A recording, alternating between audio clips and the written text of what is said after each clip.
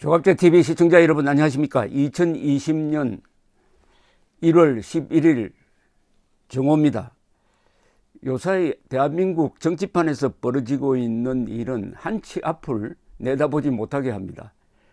조국 법무장관 임명 사태가 한 6개월 동안 계속되더니 이제 언론의 관심으로부터 서서히 벗어나는 순간 또 한 분의 스타가 등장했습니다. 바로 추미애 법무장관입니다. 조로남불에 이어서 이제 추로남불이란 말이 언론에서 막 쏟아져 나오고 있습니다. 그런데 이 추미애 씨는 친문재인 세력이 아니었어요. 여러분 기억하실지 모르겠지만은 2004년 노무현 당시 대통령 탄핵에 앞장섰던 사람입니다.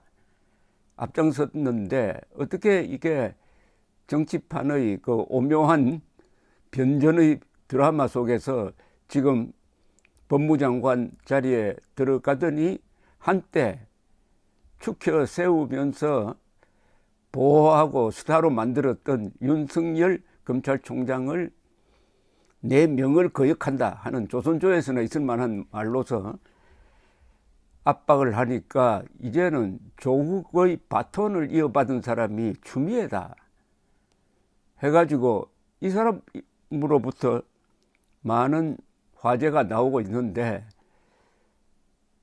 2년 전에 있었던 이른바 이 드루킹 사건, 드루킹이란 별명을 가진 김동원 씨가 이끄는 경공모가 이 여론 조작을 기술적으로 기계적으로 했다. 그래서 대선에서 큰 역할을 했고 지방선거에서도 뭘 하려고 하다가 들통이 났는데 이 들통이 나는 과정에서 추미애 씨가 결정적 역할을 했습니다. 드루킹 사건의 말하자면 주범으로 몰려가지고 지금 실형 선고를 받았다가 지금 형집행정지로 나와 있는 김경수 경남지사는 아마 추미애 하면은 치가 떨릴 겁니다. 왜냐하면은 드루킹을 경찰이 수사하도록 결정적 역할을 한 사람이 추미애 씨입니다. 그걸 잠시 한번 회고를 해보면 이렇습니다. 드루킹은 계속 이 추미애 씨를 공격을 했어요. 추미애 씨가 친문 세력과는 다소 거리가 있으니까 그래서 2017년 7월 31일 트위터에서 드루킹은 이런 글을 씁니다. 오늘 추미애 대표의 조선일보 인터뷰를 보면 더 이상 내가 나설 필요가 없는 국민이 되었다. 이제 조만간 문재인 대통령이나 문 대통령의 최측근이 나서서 당청 관계를 정리할 것이다. 이렇게 추미애 씨를 겨냥을 했습니다. 한 달 뒤에는 리트윗을 통해서 민주당의 당개혁안을 살짝 보니 팟캐스트의 지지를 그대로 당으로 옮겨서 당을 추미애, 김민석이 장악하려는 그림이 보인다. 이렇게 물고 늘어지더니 2017년 12월에는 추미애가 아무리 변명해도 문 대통령한테 대던 것이 맞고 친문재인 의원들이 추미애 난동 피우고 당 장악하려는 것 막아선 것 맞다. 즉 당대표가 혁신위를 통해서 지방선거 경선 룰을 만들려고 하면서 당내에 논란이 있다는 기사에 단 댓글이었습니다. 이렇게 자꾸 자신에 대해서 총질이 들어오니까 드디어 추미애 씨가 당 차원에서 이걸 좀 수사를 해달라고 경찰에 의뢰를 했는데 수사를 해보니까 바로 문재인 측근, 최측근이 드루킹과 공모를 해가지고 대규모 여론 조작을 통해서 선거 여론을 왜곡시켰다. 이 호감, 비호감 조작 건수가 8천만 건에 이른다. 그래서 재판장이 이것은 악질적인 선거 개입이다. 공직자의 선거법 위반으로 해가지고 징역형을 선고하고 법정 구속을 했던 것입니다. 그 단초가 바로 이 추미애 씨인데 이 비슷한 역할을 지금 또 하고 있는 것이 아니냐 하는 생각이 듭니다. 즉 조국의 바톤을 이어받아가지고 국민 밉상이 되는 길을 걸음으로써 이번 총선에 어떤 영향을 줄지 하는 생각까지 드는데 오늘 조선닷컴 정우상 기자가 또 요런 글을 찾아냈습니다.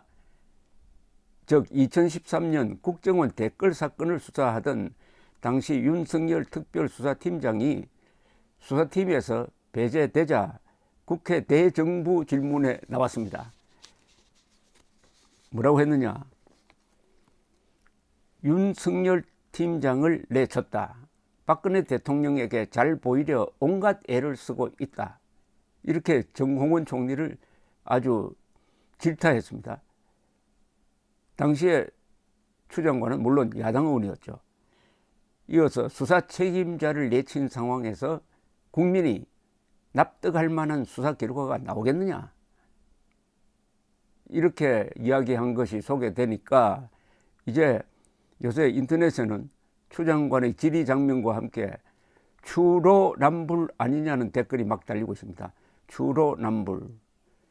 조국 당시 서울대 교수도 윤석열에게 항명대 소신 프레임으로 물을 타려 하는구나 라면서 상관의 부당행위를 따르지 않는 것은 항명이 아니라 의무라고 윤석열 씨를 적극 옹호한 것도 또 찾아냈네요. 그러니까 조국, 추미애 두 사람이 다 한때 윤석열의 팬이었다 이겁니다. 그러다가 입장이 싹 달라져 가지고 윤석열 총장이 법대로 하니까, 사안 권력을 수사를 하니까 표변을 합니다. 완전히 사람이 바뀌어버렸습니다. 이 윤석열 장관은 문재인 대통령으로부터 시작됐어요. 2017년 5월 윤 총장을 서울중앙지검장에 임명하면서 국정농단 사건 수사를 확실하게 해낼 책임자다. 진짜 그러니까 그렇게 이야기하니까 더불어민주당도 진짜 검사가 돌아왔다. 사필 규정이다. 사회정의 확립에 필요한 인선이다. 문재인 대통령은 작년 7월 윤 총장에게 임명장을 주면서 뭐라고 했느냐. 우리 윤 총장님은 권력에 휘둘리지 않고 눈치도 보지 않고 아주 엄정하게 처리했다. 앞으로도 그런 자세를 지켜달라. 청와대든 여당이든 권력형 비리가 있다면 엄정한 자세로 임해달라. 당시 청와대 대변인은 윤 후보자는 검사 재직 동안 부정부패를 척결해왔고 권력의 외압에 흔들리지 않는 강직함을 보여주었다. 이런 윤석열 장관은 조국 전 장관 일가에 대한 수사가 진행되면서 장가가 아니라 규탄가로 바뀌어버립니다. 그 대열에 선 사람이 바로 추미애 씨도 포함이 되었다는 이야기입니다. 한때 제가 그런 말을 만들어냈습니다만 조국은 하늘이 내린 사람이다. 조국으로 하여금 이 진보 좌파라고 분류되는 이 세력이 얼마나 위선자냐, 거짓말쟁이냐, 부패한 사람들이냐 하는 것이 드러나도록 했으니까 하늘이 내린 신의 한 수다라고 볼 수밖에 없다고 했는데, 이제 또 한 사람의 인물을 역사의 손이 등장시킨 건지 뭐 하나님이 등장시킨 건지 하는 생각까지 들 정도로 한국 정치판의 오묘한 어떤 섭리라고 그럴까요? 그걸 느끼게 합니다. 무엇보다도 명을 거역했다는 표현입니다. 명을 거역한 것도 아닌데 명을 거역했다. 그 키워드가 거역입니다. 거역이란 말을 어떻게 민주주의 국가에서 할 수 있겠습니까?